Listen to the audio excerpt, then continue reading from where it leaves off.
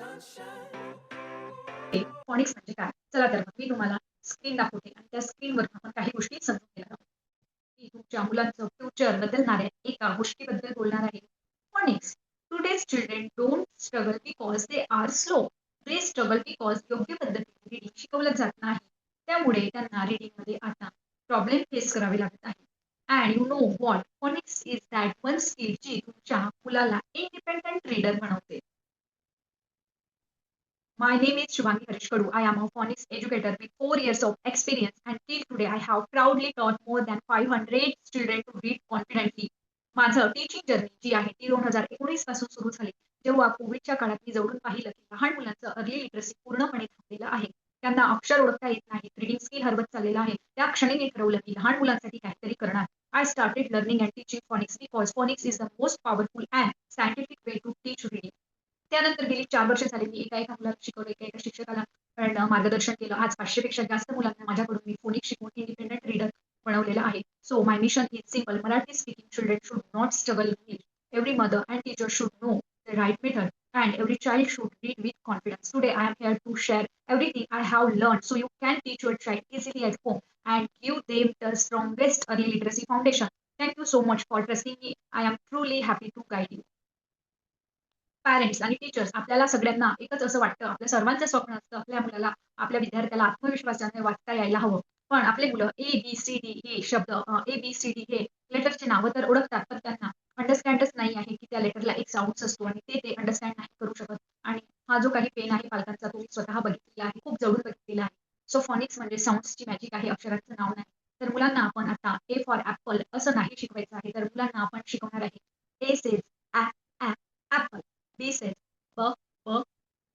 ball. C says cat.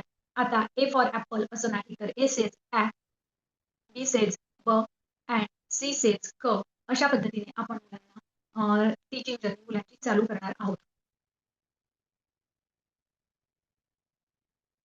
आता आपण बघू फक्त A to Z letter sounds हे टीचिंगचं फाउंडेशन नाही आहे. तर मुलांना लेटरचे साउंड्स माहिती असायला पाहिजे आणि ते फक्त 26 लेटरचे 26 साउंड्स नाही. तर जेव्हा मुलांना 44 साउंड्स येतात तेव्हा वाचन आपोआप सुरू होतं. Phonics helps your child to blend, blend, then segment, read, spell, understand आणि या सगळ्या गोष्टींमुळे मुलांचा आत्मविश्वास आपोआप वाढतो. मुलं वर्ड्स ओळखू शकत नाही कारण त्यांना साऊंड्सनी वर्ड्सला डिकोड करता येत नाही.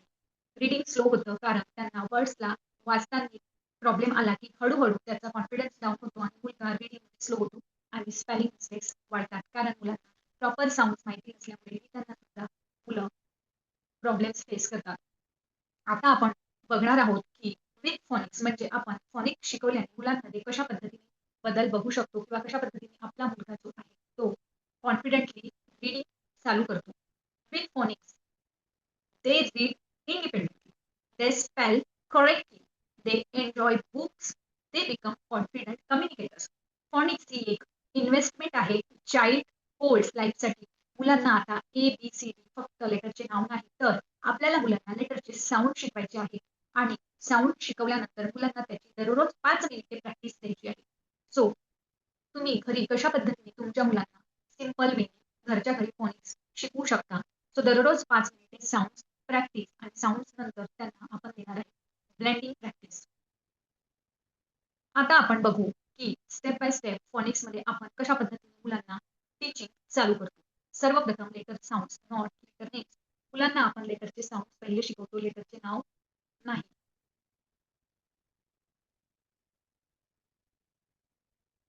ABCD नावाने नाही तर मुलांना ए सेज ॲप असं साउंड्सनी आपल्याला शिकवण्याची सुरुवात करावी लागेल. त्यानंतर आपण साउंड शिकवल्यानंतर मुलांना ब्लेंडिंग शिकवतो. सो ब्लेंडिंग म्हणजे काय तर प्रत्येक साउंड्सला जोडून त्याला ब्लेंड करणे. जसं इथे उदाहरण दिलेलं आहे. हं, ॲ. आता हे इंडिव्हिज्युअली साउंड मुलांनी आयडेंटिफाय केली आणि मग त्याला जोडलं आणि म्हटलं बॅट. हे पहिले सुरुवातीला आपल्याला खूप स्लो प्रोसेस आहे. अगदी फास्ट आपण मुलांना नाही शिकवू शकणार कारण ते त्यांच्या माइंडला पहिले समजून घ्यायला हवं. मग मुलं आपोआप वर्ड्सला ब्लेंड करून फास्ट रीडिंग सुरू करतात. त्यानंतरची तिसरी स्टेप आहे ती आहे सेगमेंटिंग. सेगमेंटिंग म्हणजे शब्द तोडणे. जसं इथे उदाहरण तुम्हाला दिलेलं आहे. क, ॲ, ट. प्रत्येक साउंड्सला आपण ब्रेक केलं आणि त्यांना वाचायला सांगितलं. कॅन. तर सेगमेंटिंग ही जी पद्धत आहे ही आपण मुलांना रायटिंग स्किल डेव्हलप करण्यासाठी शिकवतो. प्रत्येक साउंड्सला तोडून शब्द लिहायचा कसा यासाठी सेगमेंटिंग ही मेथड यूज केली जाते. त्यानंतर स्टेप 4 मध्ये आपण लेटरचे साउंड शिकवल्यानंतर मुलांना डेली प्रॅक्टिसमध्ये आणि डेली यूजमध्ये येणारे CBC वर्ड शिकवतो. तर CBC वर्ड्समध्ये आपण मुलांना छोटे छोटे 3 अक्षरी शब्द ज्यामध्ये प, इन, पिन, ड, ऑग, डॉग अशा पद्धतीचे वर्ड्स कव्हर होतात.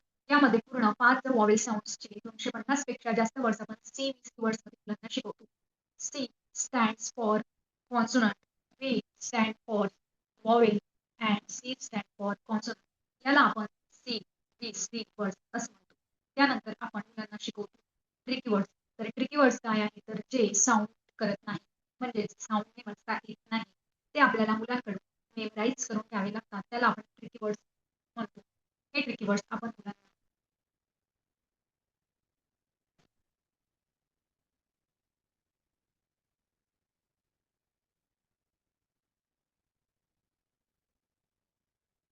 So friends, phonics is not a subject, it is life skill. It makes your child confident, smart and independent. आपल्या मराठी स्पीकिंग मुलांसाठी जर phonics अजून महत्त्वाचं आहे कारण इंग्लिश त्यांच्या घरात बोललं जात नाही.